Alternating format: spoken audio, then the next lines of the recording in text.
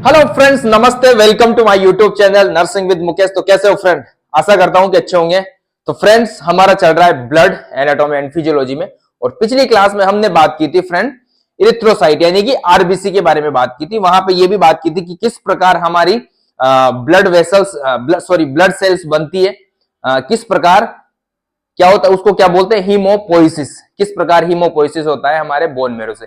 Friend, जो भी class नया नया फ्रेंड देख रहा है या नया स्टूडेंट देख रहा है, चैनल को सब्सक्राइब करना, लाइक करना वीडियो को, ठीक है फ्रेंड।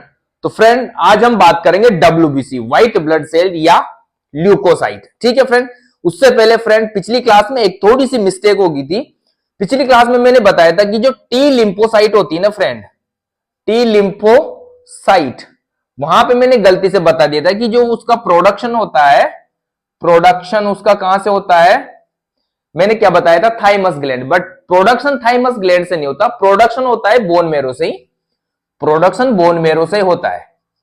और थाइमस ग्लैंड क्या करती है, थाइमस ग्लैंड इसको मैच्योर करती है। थाइमस ग्लैंड क्या करती है इसको, thymus gland thymosin hormone secrete करती है। थाइमोसिन हार्मोन सिक्रेट करती है। यह हार्मोन इस टी लिम्फोसाइट को क्या है, मैच्योर करता है। तो थोड़ा सा ये करेक्शन कर लेना, प्रोडक्शन तो रेड बोन मेरो से होता है, ठीक है ना, क्योंकि जितनी भी प्लूरिपोटेंट स्टेम सेल होती है उसी से डेवलप होती है। बट इसका जो मैच्योरेशन होता है वो थाइमस ग्लैंड के द्वारा सिक्रेट होती है, थाइमोसिन, उसके द्वारा ये मैच्योर होती है, ठीक है। मैच्योरेशन यहाँ पे होता है। तो ये थोड़ी सी गलती माफ करना फ्रेंड, ठीक है ना, इसको थोड़ा सा सुधार कर लेना, ठीक है फ्रेंड। तो आज हम स्टार्ट करते हैं friend WBC, white blood cell, या हम उसको ल्यूकोसाइट भी बोलते हैं, ठीक है ना। White blood cell, white blood cells, ठीक है। तो व्हाइट ब्लड सेल्स की बात करें फ्रेंड हम, तो व्हाइट ब्लड सेल क्या करती है, हमें इम्यूनिटी प्रोवाइड करती है।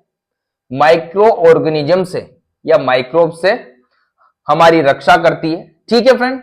हमें इम्यूनिटी देने में, हमारी जो रोग प्रतिरोधात्मक क्षमता है, रोगों से लड़ने की जो क्षमता है, वो हमें प्रोवाइड करवाती है। कौन? डब्ल्यूबीसी, जिसको हम क्या बोलते हैं, ल्यूकोसाइट भी बोलते हैं, ल्यूकोसाइट या व्हाइट ब्लड सेल। ये क्या करती है, हमारी बॉडी में एक डिफेंस मैकेनिज्म क्रिएट करती है, ठीक है। हमें रोगों से लड़ने की क्षमता देती है, जिसको हम क्या बोलते हैं, इम्यूनिटी बोलते हैं। जब इम्यूनिटी पढ़ेंगे तब बात करेंगे, बहुत सारी इम्यूनिटी होती है, ठीक है ना, एक्टिव, पैसिव, एक्वायर्ड, अलग अलग टाइप की इम्यूनिटी होती है। यहां पे डब्ल्यूबीसी की हम बात करें फ्रेंड, मैंने जब आरबीसी पढ़ाई थी, इरिथ्रोसाइट पढ़ाई थी, तो ब्लड सेल्स, जो टोटल ब्लड सेल है तीनों, आरबीसी, डब्ल्यूबीसी एंड प्लेटलेट, उसमें 99% कौन सी पाई जाती है, आरबीसी। बट यहां पे लगभग 1% या 1% से कम डब्ल्यूबीसी पाई जाती है हमारे ब्लड में, या इस जो ब्लड सेल का जो टोटल बनाती है वो 1% बनाती है डब्ल्यूबीसी। देख लो, 1% है, फिर भी कितना महत्वपूर्ण काम करती है ये, ठीक है। वहां पे मैंने बताया था कि डब्ल्यूबीसी की हम बात करें तो डब्ल्यूबीसी, दो प्रकार की डब्ल्यूबीसी होती है फ्रेंड। एक होती है ग्रेनुलोसाइट, ग्रेनुलोसाइट, एक होती है एग्रेनुलोसाइट। मैंने एक चार्ट बना के समझाया था आपको। ग्रेनुलोसाइट, इसका मतलब होता है कि इसका जो साइटोप्लाज्म होता है, इसका जो साइटोप्लाज्म होता है, इसके अंदर जो फ्लूइड होता है सेल के अंदर, उसके अंदर क्या होता है, ग्रेन्यूल्स होते हैं। क्या होते हैं? ग्रेन्यूल्स होते हैं। इसमें ग्रेन्यूल्स नहीं होते, इसमें क्या होते हैं, ग्रेन्यूल्स नहीं होते, ठीक है। इसका जो साइटोप्लाज्म है, इसमें न्यूक्लियस भी पाया जाता है। क्या पाया जाता है फ्रेंड? न्यूक्लियस भी पाया जाता है। आरबीसी में न्यूक्लियस नहीं पाया जाता, मैच्योर आरबीसी है, उसमें केंद्रक नहीं पाया जाता, ठीक है। इसमें डब्ल्यूबीसी में क्या पाया जाता है फ्रेंड? न्यूक्लियस पाया जाता है। फिर यहां पे ये डब्ल्यूबीसी दो प्रकार की हो गई, white blood granulocyte and agranulocyte. तो ग्रेनुलोसाइट होती है, उसमें उसके जो साइटोप्लाज्म होता है उस सेल का, उसमें क्या पाए जाते हैं, ग्रेन्यूल्स पाए जाते हैं। जबकि एग्रेनुलोसाइट में न्यूक्लियस भी पाया जाता है, न्यूक्लियस तो पाया जाता है, बट ग्रेन्यूल्स इसमें नहीं पाए जाते। एक ग्रेनुलोसाइट की मैंने बात की थी, वहां पे मैंने बताया था कि नेब से याद रखना फ्रेंड, नेब का मतलब neutrophils, new neutrophils, eosinophil and basophils. यहां पे ग्रेनुलोसाइट में एमएल से मैंने बोला था, एमएल से याद रखना, ये दो प्रकार की होती है, मोनोसाइट एंड लिम्फोसाइट। फिर यहां पे लिम्फोसाइट भी दो प्रकार की होती है, T lymphocyte and B lymphocyte. T lymphocyte production तो बोन मैरो से होता है, बट इसका जो मैच्योरेशन होता है वो थाइमस ग्लैंड में होता है। थाइमस ग्लैंड होती है वो हमारे लंग्स और हार्ट के बीच में होती है, यहाँ चेस्ट में होती है, जस्ट बिहाइंड द स्टर्नम, ठीक है ना। और जो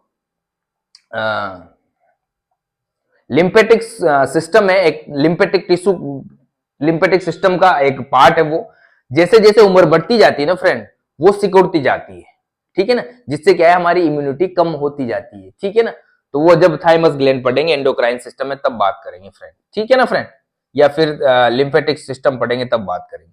तो यहां पे ये इस प्रकार ये डब्ल्यूबीसी होती है। तो सबसे पहले अब हम बात करेंगे ग्रेनुलोसाइट की।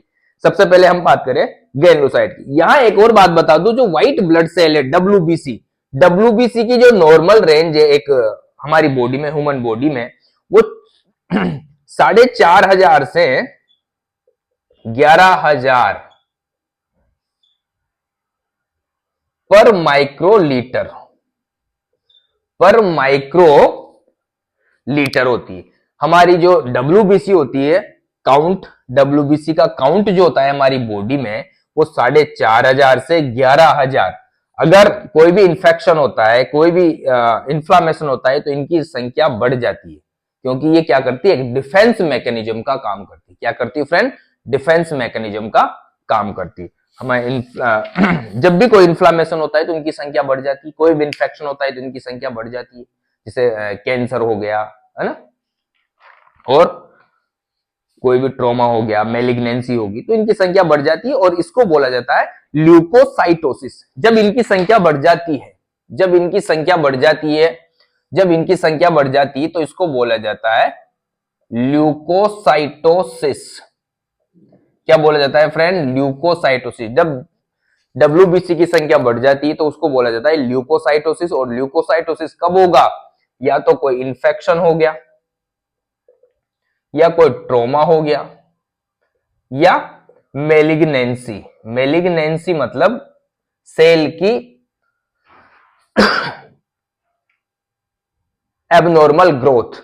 सेल की जब एबनॉर्मल ग्रोथ होगी तो उसको मेलिग्नेंसी बोलेंगे। इसका एग्जांपल हो सकता है कैंसर। क्या हो सकता है फ्रेंड? कैंसर। कैंसर भी क्या है? सेल का एबनॉर्मल, सेल की एबनॉर्मल ग्रोथ, बट वो मेलिग्नेंट सेल होनी चाहिए, कैंसरियस सेल होनी चाहिए, ठीक है फ्रेंड। तो यहां पे ये एक जस्ट इंट्रोडक्शन हो गया एक तरह से डब्ल्यूबीसी का। अब हम बात करते हैं ग्रेनुलोसाइट। एक एक करके हम डिटेल में बात करेंगे फ्रेंड।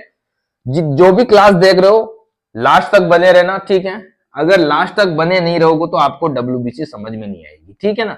डब्ल्यूबीसी लंबी क्लास चलेगी, 1-1.25 घंटे, 1 या 1.5 घंटे तक की क्लास चलेगी, ठीक है ना। तो लास्ट तक बने रहना, तभी मजा आएगा, नहीं तो समझ में कुछ नहीं आएगा, ठीक है। अब हम बात करते हैं ग्रेनुलोसाइट। ग्रेनुलोसाइट,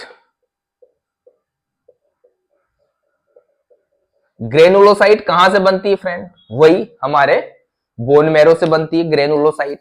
जब ये बनती है तो इसको बोला जाता है, इसके फॉर्मेशन को बोला जाता है ग्रेनुलोपोइसिस। इसके ग्रेनुलोसाइट जब बनती है तो इसके फॉर्मेशन को बोला जाता है ग्रेनुलोपोइसिस। क्या बोला जाता है फ्रेंड? ग्रेनुलोपोइसिस। ये जो सेल होती है ग्रेनुलोपोइसिस फ्रेंड, सॉरी, ये ग्रेनुलोसाइट सेल जो होती है, ग्रेनुलोसाइट सेल जो होती है, इनको पॉलीमोर्फो न्यूक्लियर ल्यूकोसाइट भी बोला जाता है। क्या बोला जाता है इनको? ध्यान रखना, पॉलीमोर्फो, इनको क्या बोला जाता है? पॉलीमोर्फो न्यूक्लियर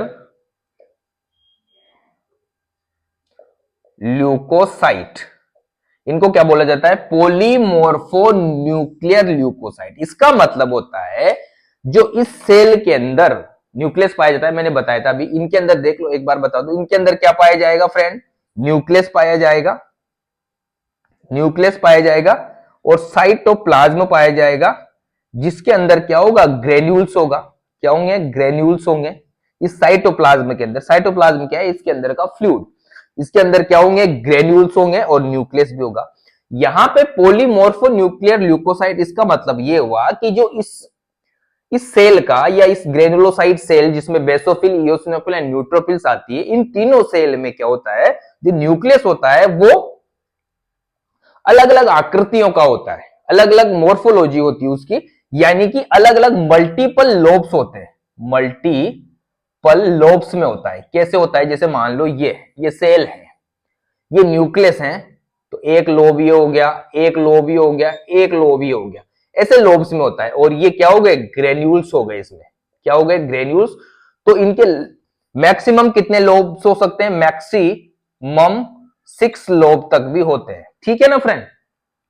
तो यहां पे ये ध्यान रखना, इसको जो ग्रेनुलोसाइट सेल है इसको पॉलीमॉर्फो न्यूक्लियर ल्यूकोसाइट भी बोला जाता है, क्योंकि इसका जो न्यूक्लियस होता है उसके मल्टीपल लोब्स होते हैं या उसकी अलग अलग आकृतियां होती है।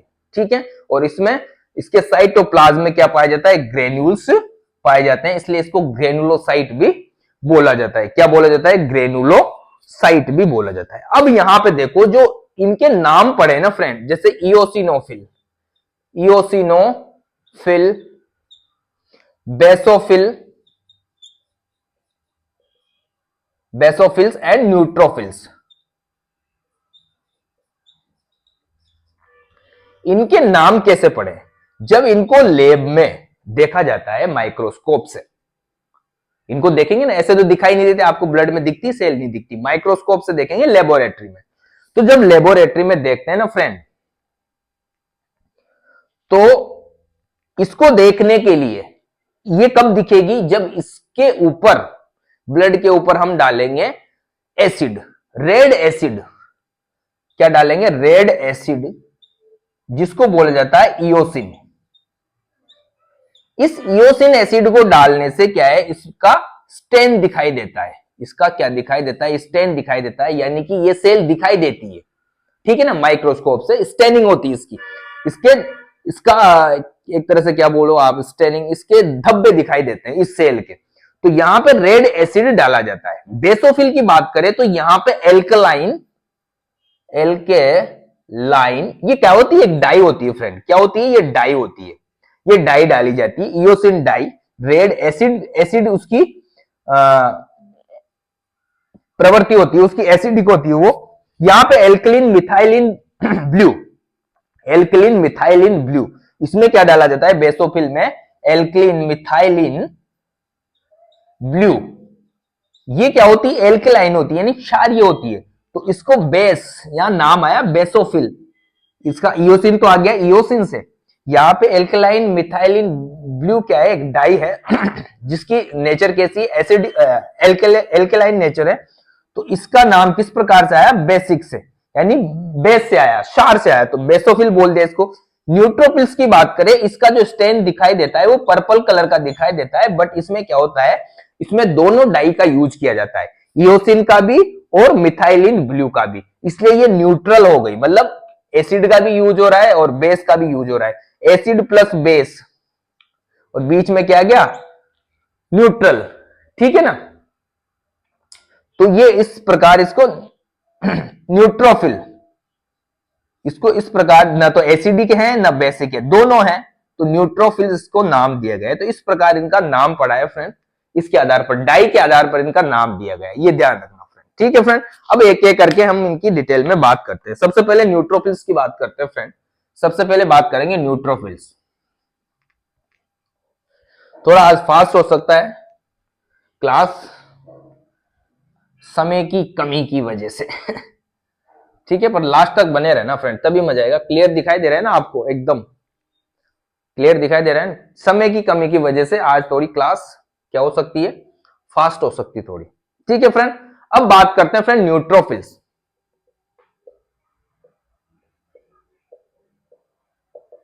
न्यूट्रोफिल्स, न्यूट्रोफिल्स क्या है फ्रेंड, ये भी क्या है, ग्रेनुलोसाइट है, ग्रेनुलोसाइट का ही पार्ट है। न्यूट्रोफिल्स की बात करें फ्रेंड, ये भी क्या करती है, हमें बैक्टीरियल इन्फेक्शन से बचाती है। कोई भी माइक्रोब्स अगर अंदर चला जाता है तो वो क्या करती है, उनको ढूंढ ढूंढ के कचरे को निकालती है एक तरह से। कोई भी इन्फ्लामेशन हो गया, वहां से जो डेड टिश्यू है उनको निकालती है कौन, न्यूट्रोफिल्स। या क्या करती है एक तरह से, ये भी क्या पूरी देखो डब्ल्यूबीसी पूरी क्या है, हमें इम्यूनिटी प्रोवाइड करती है, डिफेंस मैकेनिज्म स्थापित करती है हमारी बॉडी में। तो जो ये न्यूट्रोफिल्स है फ्रेंड, ये क्या करती है, जहां भी डेड सेल हैं, डेब्रीज हैं, माइक्रो ऑर्गेनिज्म है, उनको उनसे लड़ती है और उनको जो भी डेड सेल होगी उनको बाहर निकाल के फेंकती है हमारी बॉडी से। यहां पे देखो जब भी किसी टिश्यू पे फ्रेंड, जब भी किसी टिश्यू पे इंफेक्शन हुआ, मान लो सेल या टिश्यू पे इंफेक्शन हुआ, तो ये क्या करती है, न्यूट्रोफिल। कहां रहती है न्यूट्रोफिल, ये ब्लड सेल, ब्लड वेसल्स है, ब्लड वेसल्स के अंदर है न्यूट्रोफिल्स, ठीक है। ये टिश्यू है, मान लो ये टिश्यू है, यहां पे क्या हुआ, इंफेक्शन हुआ। तो जैसे ही इंफेक्शन होता है फ्रेंड, टिश्यू में इंफेक्शन होता है, तो इस टिश्यू से क्या होता है, एक हार्मोन एक केमिकल रिलीज होता है। जब टिश्यू में इंफेक्शन हो जाता है तो उस टिश्यू से एक क्या होता है, केमिकल रिलीज होता है, जिसको बोलते हैं कीमोटैक्सिन। क्या बोला जाता है फ्रेंड, इसको बोला जाता है कीमोटैक्सिन। ये कीमोटैक्सिन क्या है फ्रेंड, इन न्यूट्रोफिल्स की संख्या बढ़ा देता है, या उनको उस साइड की तरफ, उस इंफेक्शियस साइड की तरफ अट्रैक्ट करता है बहुत सारी संख्या में। जब ये इंफेक्शन हो गया यहां पे, तो यहां से कीमोटैक्सिन नामक का एक केमिकल रिलीज हुआ। ये कीमोटैक्सिन केमिकल क्या करता है, यहां न्यूट्रोफिल्स है, इनको इनकी तरफ आकर्षित करेगा, अट्रैक्ट करेगा। अब ब्लड वेसल यहां है, चलो यहां है ब्लड वेसल, यहां भी आएगी, कैपिलरीज यहां भी होगी, आसपास होगी, बट इसकी साइड क्या करेगा, वो अट्रैक्ट करेगा।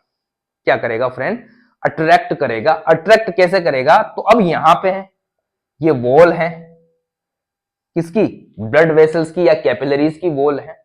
तो ये क्या करेगी, न्यूट्रोफिल्स इस कैपिलरी को, इस कैपिलरी से पार हो जाएगी फ्रेंड, इस कैपिलरी से बाहर निकल के इस जहां इंफेक्शन साइड है, इंफेक्शियस साइड है, वहां पे आ जाएगी।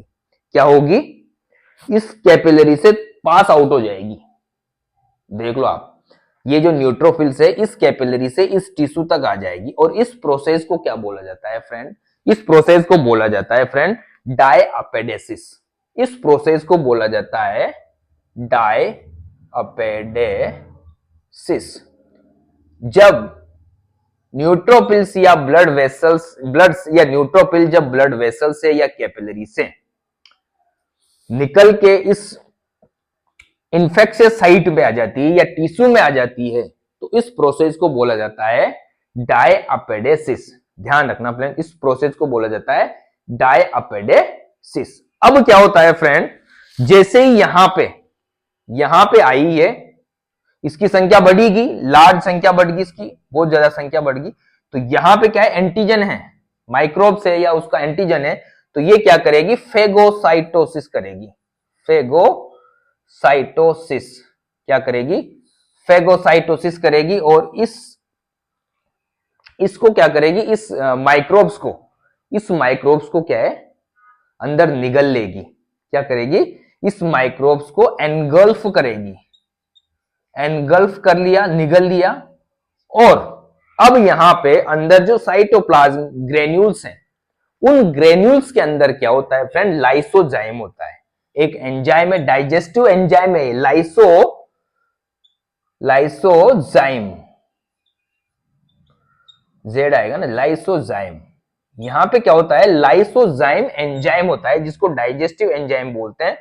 ये क्या करेगा, उस माइक्रोब्स को या उस जो भी फॉरेन बॉडी गई है, फॉरेन मटेरियल बाहर से गया है, एंटर हुआ है, जो इंफेक्शन का कारण बना है, उसको क्या करेगा, डाइजेस्ट कर देगा। क्या कर देगा फ्रेंड, डाइजेस्ट कर देगा। कौन करेगा, लाइसोजाइम। जब ये फेगोसाइटोसिस के द्वारा न्यूट्रोफिल्स इस यहां पे जो इंफेक्शियस कंटेन है उसको एनगल्फ करेगी, निगल लेगी, उसके बाद ये लाइसोजाइम इस पे काम करेगा और डाइजेस्ट कर देगा इसको, ठीक है। इस मटेरियल को। ठीक है फ्रेंड, ठीक है फ्रेंड, यहां तक कोई दिक्कत नहीं होगी फ्रेंड। न्यूट्रोफिल्स की बात करें हम, इसके लाइफ स्पान की बात करें फ्रेंड, तो ये 4 से 5 दिन तक जिंदा रहती है। 4 to 5 डेज इसके लाइफ स्पान होता है, 4 to 5 डेज। इस प्रकार मैंने बताया ना, इस प्रोसेस से ये क्या करती है, माइक्रो ऑर्गेनिज्म को निगल लेती है और उसका डाइजेशन करती है। 4 से 5 दिन इसका लाइफ स्पान होता है। बट जैसे ही इसने ये डाइजेशन किया या डाइजेस्ट किया, जैसे डाइजेस्ट किया उसके आधे घंटे के बाद ये न्यूट्रोफिल्स खत्म हो जाती है, न्यूट्रोफिल्स खत्म हो जाती है। वैसे तो 4-5 जब तक काम नहीं करे वो ऐसे तो जिंदा रहती है 4-5 दिन तक ब्लड स्ट्रीम में। फिर ठीक है, अगर ब्लड स्ट्रीम में कुछ उसने कोई माइक्रोब्स नहीं किया, उसने कोई काम नहीं किया, डाइजेशन, इनगल्फ या फेगोसाइटोसिस नहीं किया, तो वो 4-5 दिन में खत्म हो जाती है। अगर फेगोसाइटोसिस किया उसके बाद वो कुछ ही घंटों में खत्म हो जाती है। ठीक है फ्रेंड, यहां तक कोई दिक्कत नहीं होगी, यहां तक कोई दिक्कत नहीं होगी फ्रेंड, यहां तक कोई दिक्कत नहीं होनी चाहिए। इसके बाद हम बात करेंगे इओसिनोफिल। न्यूट्रोफिल्स होगी, अब बात करेंगे इओसिनोफिल्स।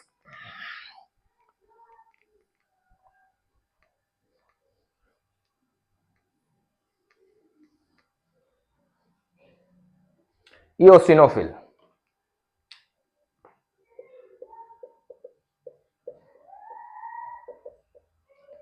इओसिनोफिल, इसमें भी क्या होगा फ्रेंड, इसमें भी ग्रेन्यूल्स होंगे, न्यूक्लियस होगा। ठीक है, इसमें भी क्या होगा, ग्रेन्यूल्स होगा, न्यूक्लियस होगा। ये भी क्या करेगी, फेगोसाइटोसिस करेगी। ये भी क्या करेगी फ्रेंड, फेगोसाइटोसिस करेगी, बट न्यूट्रोफिल से कम, न्यूट्रोफिल से कम, उससे कम करेगी।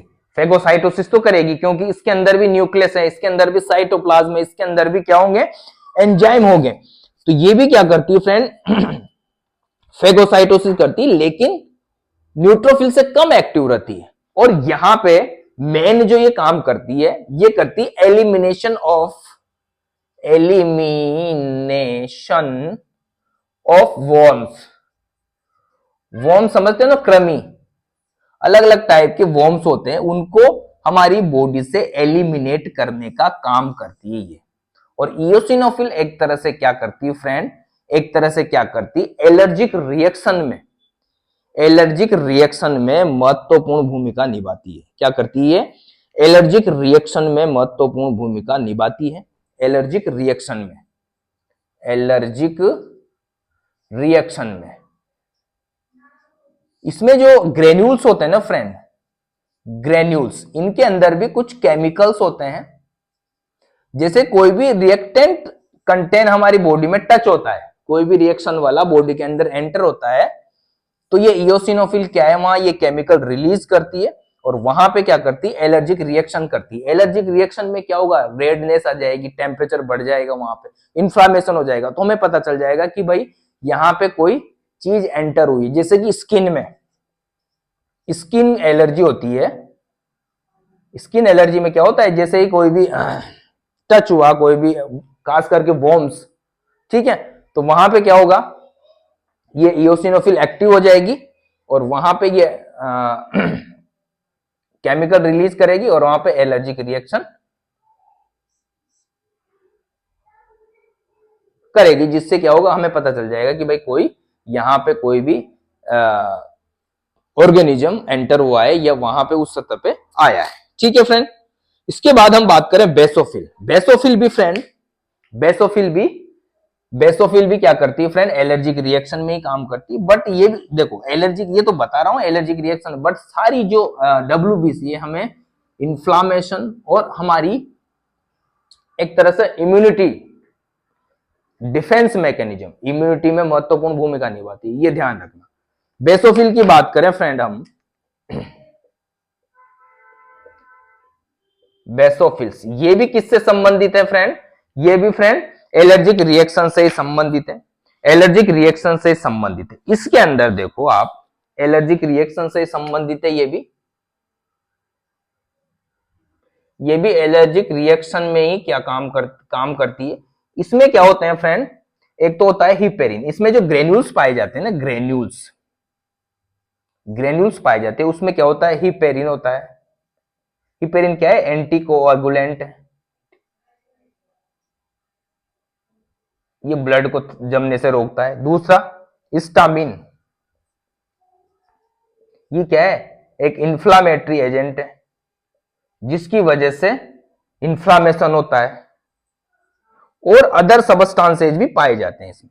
तो ये हिपेरिन क्या करता है? ब्लड को क्लॉट होने से रोकता है, क्लॉट होने से प्रिवेंट करता है। हिस्टामिन क्या है? कोई भी जैसे माइक्रो ऑर्गेनिज्म एंटर हुआ तो ये क्या है? एलर्जिक रिएक्शन करता है। एलर्जिक, जैसे आप देखो, आप फ्रेंड मधुमक्खी काटती है ना, तो हिस्टामिन रिलीज होता है, इन्फ्लामेशन होता है वहां पे, तो वो क्या है? एक तरह से इम्यून सिस्टम डेवलप होता है। वो इम्यून सिस्टम क्या होता है वहां पे? डेवलप होता है। जैसे ही कोई भी माइक्रो ऑर्गेनिज्म गया, हिस्टामिन, ये जैसे बेसोफिल एक्टिव हुई, इसने क्या निकाल दिया? हिस्टामिन निकाल दिया। तो वो क्या करता है? एलर्जिक रिएक्शन करता है, और वहां पे स्किन रेड हो जाएगी, इन्फ्लामेशन वहां पे हो जाएगा। ठीक है फ्रेंड? ठीक है फ्रेंड, ये एक तरह से जो बेसोफिल है ना, मास्ट सेल का नाम सुना होगा friend, mast cell. Mast cell ये एलर्जिक रिएक्शन के लिए महत्वपूर्ण सेल है। मास्ट सेल, मास्ट सेल महत्वपूर्ण एलर्जिक सेल है, एलर्जिक रिएक्शन के लिए महत्वपूर्ण भूमिका निभाती है मास्ट सेल। तो इसी की मिलीजुली बहनी है इसकी बेसोफिल मास्ट सेल। ठीक है फ्रेंड? तो यहां तक कोई दिक्कत नहीं होगी। 3 सेल हो गई हमारी, न्यूट्रोफिल, बेसोफिल एंड इओसिनोफिल। ठीक है, ये हो गई ग्रेनुलोसाइट सेल। ठीक है, ये हो गई ग्रेनुलोसाइट सेल। क्या हो गई फ्रेंड? ये हो गई ग्रेनुलोसाइट सेल। अब हम बात करेंगे फ्रेंड ए ग्रेनुलोसाइट। एक ग्रेनुलोसाइट सेल जिसमें कौन कौन सी आती है फ्रेंड? Monocyte and lymphocyte. एक ग्रेनुलोसाइट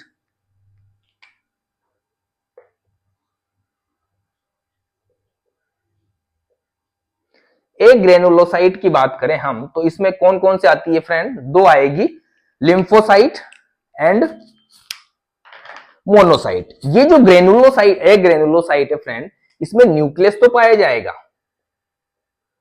न्यूक्लियस पाया जाता है, बट इसमें नो साइटोप्लाज्मिक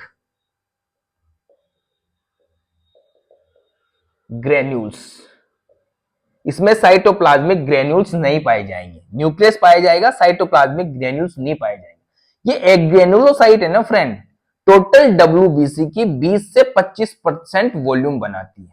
ठीक है ना? टोटल डब्ल्यूबीसी, पूरे ब्लड की बात नहीं कर रहा मैं, सिर्फ और सिर्फ डब्ल्यूबीसी की, सिर्फ और सिर्फ मैं बात कर रहा हूं डब्ल्यूबीसी की बात कर रहा हूं फ्रेंड, डब्ल्यूबीसी की बात कर रहा हूं। 20 से 50 कर, सॉरी 50 है यार, 20 से 50%। ठीक है ना? इतना वॉल्यूम बनाती है। अब यहां पे हम बात करें फ्रेंड मोनोसाइट की, मोनोसाइट की बात करें फ्रेंड, मोनोसाइट फर्स्ट बात करें मोनोसाइट। सबसे पहले कौन सी? मोनोसाइट। मोनोसाइट की बात करें फ्रेंड, सबसे लार्जेस्ट डब्ल्यूबीसी है, ध्यान रखना। ये जो मोनोसाइट है फ्रेंड, मोनोसाइट है, ये सबसे लार्जेस्ट डब्ल्यूबीसी है, लार्जेस्ट डब्ल्यूबीसी। ठीक है, इसका फॉर्मेशन कहां से होता है? वही बोन मैरो से, बोन मैरो से इसका फॉर्मेशन हुआ, ब्लड स्ट्रीम में आई, ब्लड स्ट्रीम में आने के बाद कुछ ब्लड स्ट्रीम में रह जाती है मोनोसाइट, ठीक है, और कुछ टिश्यू में चली जाती है। जो टिश्यू में जाती है फ्रेंड उसको बोला जाता है मैक्रोफेजेज। ये कौन सी सेल हो गई? मैक्रोफेजेज। और ब्लड स्ट्रीम में है उनको बोला जाता है मोनोसाइट। यहां से मोनोसाइट का क्या हुआ? प्रोडक्शन हुआ, ब्लड स्ट्रीम में गई, थोड़ी बहुत ब्लड स्ट्रीम में रह गई, और थोड़ी बहुत कहां गई? टिश्यू में। ज्यादातर, सॉरी थोड़ी बहुत नहीं, ज्यादातर टिश्यू में चली जाती है डायरेक्ट, और वहां पे ये किस में बदल जाती है? मैक्रोफेजेज में, जो क्या करती है? फेगोसाइटोसिस का काम करती है। मैक्रोफेजेज क्या करती है? फेगोसाइटोसिस का काम करती है। खास करके अब यहां पे मैक्रोफेजेज की बात करें तो इन्फ्लामेशन में एंड इम्यूनिटी में महत्वपूर्ण भूमिका निभाती है मैक्रोफेजेज। अब ये मैक्रोफेजेज क्या करती है? एक केमिकल रिलीज करती है। ये मैक्रोफेजेज क्या है? एक केमिकल रिलीज करती है जिसको बोला जाता है इंटरल्यूकिन 1। ये क्या साइटोकाइनेज है, ये साइटोकाइनेज। ये क्या करती है, मैक्रोफेजेज फ्रेंड, मैक्रोफेजेज क्या करती है, एक दोनों, सॉरी मैक्रोफेजेज और प्लस दोनों, दोनों ही, मोनोसाइट भी और मैक्रोफेजेज भी, दोनों क्या करती है, इंटरल्यूकेन केमिकल रिलीज करती है। क्या करती है फ्रेंड,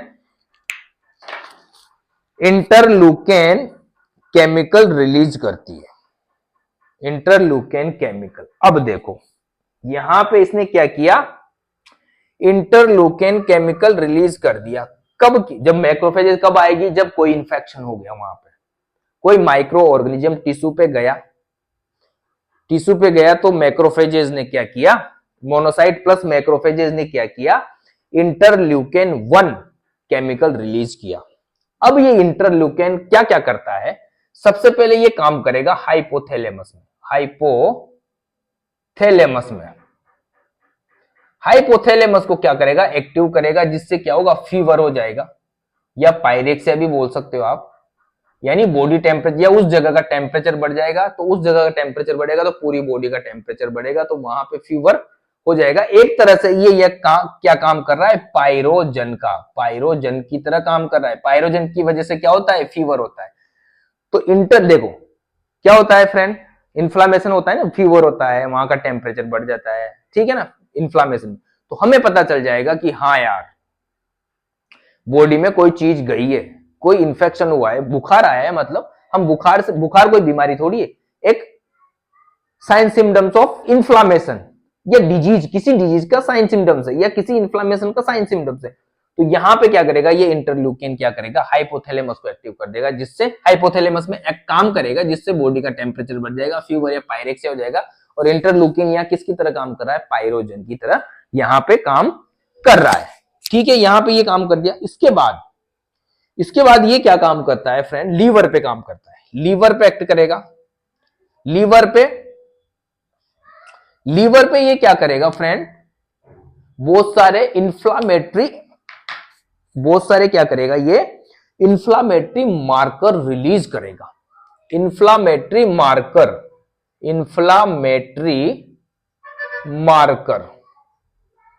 इंफ्लामेटरी मार्कर्स रिलीज करेगा, जैसे कि एक एग्जांपल दे दूं, सीआरपी, सी रिएक्टिव प्रोटीन, एक तरह से प्रोटीन रिलीज करता है। ये प्रोटीन ही क्या होते हैं फ्रेंड, मार्कर्स होते हैं, सी रिएक्टिव प्रोटीन।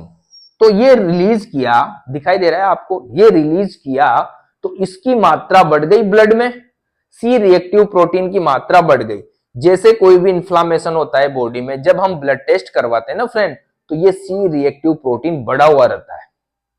ये सी रिएक्टिव प्रोटीन क्या है, बढ़ जाता है। कब बढ़ जाता है, जब कोई भी इन्फ्लामेशन होता है। तो कोई भी इन्फ्लामेशन हुआ तो देखो इस प्रकार रेस्पॉन्स दिया इस मैक्रोफेजेज ने, टेम्परेचर बढ़ा दिया, लीवर पे क्या किया इसने, सी रिएक्टिव प्रोटीन को बढ़ा दिया, ठीक है। दो काम ये कर दिए। एक और काम करती है फ्रेंड ये, टी सेल को, जो टी लिम्फोसाइट सेल है, T lymphocyte cell, T cell या T lymphocyte cell, lymphocyte cell, उसको एक्टिव करेगी, सेल को क्या करेगी, एक्टिव करेगी। ये सेल क्या करती है, ये क्या करती है, ये फेगोसाइटोसिस करती है। ये क्या करती है, फेगोसाइटोसिस करती है टी लिम्फोसाइट। ये उस माइक्रोब्स को किल करेगी, क्या करेगी, किल करेगी, उस सेल को किल करेगी, या उस एंटीजन को, एंटीजन जो गया अंदर उसको किल करेगी। एंटीबॉडी नहीं बनाएगी, यहां पे किल करेगी सिर्फ उसको, सेल को। एंटीबॉडी कौन बनाती, बी लिम्फोसाइट, ठीक है ना फ्रेंड। तो इस प्रकार यहां पे क्या होता है फ्रेंड, ये जो इंटरल्यूकेन 1 है केमिकल, ये इस प्रकार इन चीजों पे काम करता है और एक तरह से इम्यून रेस्पॉन्स प्रोवाइड करवाता है। अब यहां पे जो ये मोनोसाइट काम कर रही है, मोनोसाइट एंड मैक्रोफेजेस जो काम कर रही है, इसको बोला जाता है मोनोन्यूक्लियर सिस्टम। क्या बोला जाता है फ्रेंड, मोनोन्यूक्लियर फेगोसाइट सिस्टम। इसको क्या बोला जाता है, मोनोन्यूक्लियर फेगोसाइट सिस्टम। क्या होता है इसको भी थोड़ा सा देख लेते हैं। इसको बोला जाता है मोनोन्यूक्लियर फेगोसाइट सिस्टम। इसको बोला जाता है फ्रेंड इसको जो मोनोसाइट का जो सिस्टम है इसको बोला जाता है द मोनो न्यूक्लियर फेगोसाइटोज सिस्टम। यहां पे मोनोन्यूक्लियर मतलब एक ही न्यूक्लियस है यहां पे, ठीक है ना, उनमें लोब्स नहीं है। यहाँ के एक ग्रेनुलोसाइट वाली सेल में क्या है, इसके न्यूक्लियस में क्या नहीं है, लोब्स नहीं है। तो इसको कई बार क्या बोलते हैं इस सिस्टम को फ्रेंड, रेटिकुलो एंडोथीलियल सिस्टम, इसको बोला जाता है कई बार reticuloendothelial system, reticuloendothelial system भी बोला जाता है। जिस प्रकार ये हमारी मोनोसाइट एंड मैक्रोफेजेस काम कर रही है ना फ्रेंड, उस सिस्टम को क्या बोला जाता है, द मोनोन्यूक्लियर फेगोसाइटोज सिस्टम या reticulo endothelial system, reticulo endothelial system. अब यहां पे देखो फ्रेंड, ये जो मैक्रोफेजेज है ना फ्रेंड,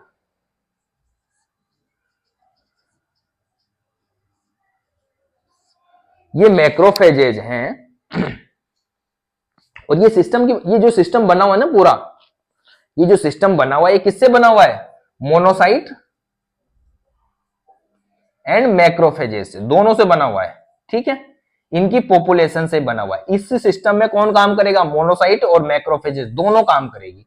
यहां पे मैक्रोफेजेस की मैं बात बता रहा था, मैक्रोफेजेस क्या है, ट्रेवल करती रहती है, ऐसे फिक्स नहीं होती, मतलब फिक्स भी होती है बट कुछ जगह होती है फिक्स। कहां कहां होती है फिक्स, मैक्रोफेजेस क्या होती है, कुछ जगह में, ये वैसे तो मोबाइल होती है, कुछ मोबाइल होती है, कुछ तो मोबाइल होती है, मतलब मोबाइल मतलब एक जगह से दूसरी जगह, कुछ होती है फिक्स्ड ऑर्गन पे स्थित होती है। अब मैक्रोफेजेस कौन कौन से ऑर्गन में फिक्स होती है वो भी बात कर लेते हैं। जैसे कि लीवर की बात करें, लीवर में कौन सी मैक्रोफेजेज होती है, कुफ्फर सेल, नाम सुना होगा, कुफ्फर सेल्स, लीवर की मैक्रोफेजेज सेल कौन सी, कुफ्फर सेल। ब्रेन की बात करें हम, माइक्रोग्लिया, लंग्स की बात करें हम, लंग्स में कौन सी पाई जाती है, एल्वियोलार मैक्रोफेजेज। लीवर, ब्रेन, लंग्स हो गया, लीवर में कुफ्फर सेल, ब्रेन में माइक्रोग्लिया, ठीक है, लंग्स में एल्वियोलार मैक्रोफेजेज। जॉइंट की बात करें हम, साइनोवियल सेल्स पाई जाती है। बोन्स की हम बात करें, ओस्टियोक्लास्ट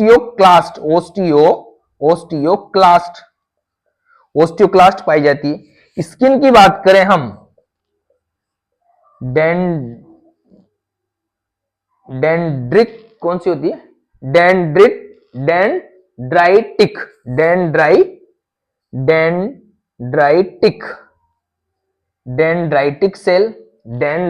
सेल, ठीक है। किडनी में मैसेंजियल, किडनी में कौन सी पाई जाती है, किडनी में पाई जाती है मैसेंजियल सेल, ये सेल होती है फ्रेंड मैक्रोफेजेस सेल। ये मैक्रोफेजेस सेल फिक्स होती है, जॉइंट में साइनोवियल सेल पाई जाती है, बोन में ओस्टियोक्लास्ट पाई जाती है, स्किन में डेंड्राइटिक सेल पाई जाती है, लीवर में कुफ्फर सेल मैक्रोफेजेज है, ब्रेन में माइक्रोग्लिया है, लंग्स में एल्वियोलार मैक्रोफेजेज है, किडनी की बात करें तो मैसेंजियल सेल है। ये जो मैक्रोफेजेस सेल है ये फिक्स होती है इन ऑर्गन्स में, ठीक है। एक पाई जाती है फ्रेंड जैसे लिम्फ नोड में भी पाई जाती है, लिम्फ नोड में वो साइनस लाइनिंग, लिम्फ नोड में भी पाई जाती है, लिम्फ नोड में साइनस लाइनिंग, ठीक है friend, sinus lining, lymph node में पाई जाती है साइनस लाइनिंग, लिम्फ नोड में कौन सी पाई जाती है, साइनस लाइनिंग। तो ये मैक्रोफेजेज है फ्रेंड, ये मैक्रोफेजेज है फ्रेंड जो कहां पाई जाती है, हमारे इन ऑर्गन्स में पाई जाती है, joint, bone, skin, liver, brain, lungs, ठीक है ना। तो ये क्या होती है, फिक्स टाइप की होती है, ये क्या होती है, फिक्स टाइप की होती है जो इन ऑर्गन्स में पाई जाती है। अब यहां पे देखो फ्रेंड, जो मैक्रोफेजेज है, मैक्रोफेजेज, इसको बिग ईटर बोला जाता है। इसको क्या बोला जाता है? Big eater. क्योंकि ये खतरनाक रूप से क्या करती? फेगोसाइटोसिस करती है। ये क्या करती? खतरनाक रूप से फेगोसाइटोसिस करती है। ये क्या करती है? खतरनाक रूप से फेगोसाइटोसिस करती है। ठीक है, फेगोसाइट किया, अंदर लिया, एनगल्फ किया और डाइजेस्ट कर दिया। यहां पे कुछ ऐसा होता है फ्रेंड, कोई कुछ ऐसे ऐसे ऑर्गेनिज्म होते हैं, या ऐसे ऐसे एंटीजन बोल दो, या ऐसे माइक्रोब्स बोल दो, वो क्या है? डाइजेस्ट नहीं हो पाते। वो क्या है? डाइजेस्ट नहीं हो पाते। इनडाइजेस्टिबल, उनको क्या बोलेंगे? इनडाइजेस्टिबल। तो ये मैक्रोफेजेस क्या करती है?